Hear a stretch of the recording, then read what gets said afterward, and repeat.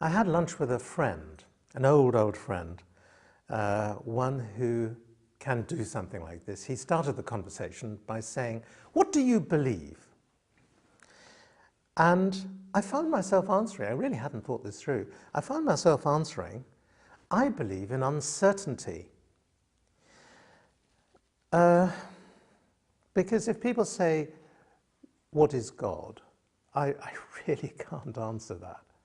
I remember an occasion when we were a bunch of friends, I think it was our book group, and somebody asked the question, "Do you believe in God?" And I put up my, would everyone who believes in God put up their hand? And I put up my hand. And my good friend sitting next to me said, "But you don't believe in God, do you, Imran?" And I said, "Oh, sorry, I don't. No, I don't believe in God." Now, how can this be that I can both say, yes, I do, and yes, I don't? And I think it's because I don't really understand it. You know, I don't understand what the question means. So what can I say? In a fine old Quaker phrase, what canst thou say? And I think the one thing that I know is the reality of that yearning.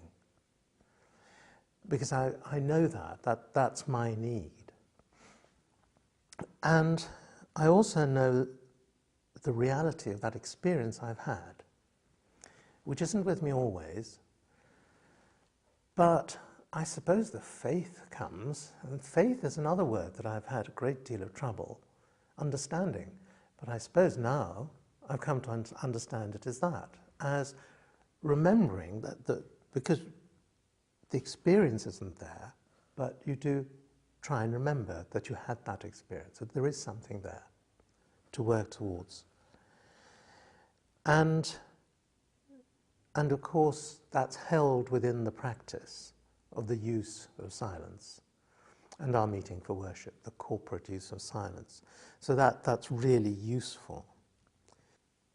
In my reading, it's been really helpful to find out that what I've experienced does match, of course in a very minor way, we're down in the foothills of the mountains here, what the mystics have written about. The mystics of all disciplines, Christian mystics, Eastern mystics, Buddhists, Hindus, or from my own heritage, Islam, the Sufis, which is the sort of mystical side of Islam.